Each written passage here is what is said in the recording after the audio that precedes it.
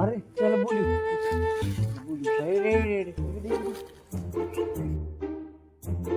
अरे काय झाले रे? अरे काय झाले म्हणून काय विचारतोय बाबा?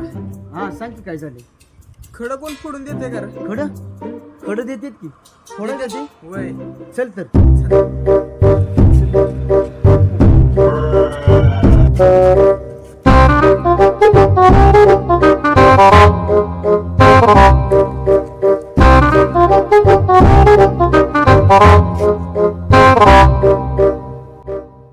पक्का हे पक्का काम आणलं खाली गेलं.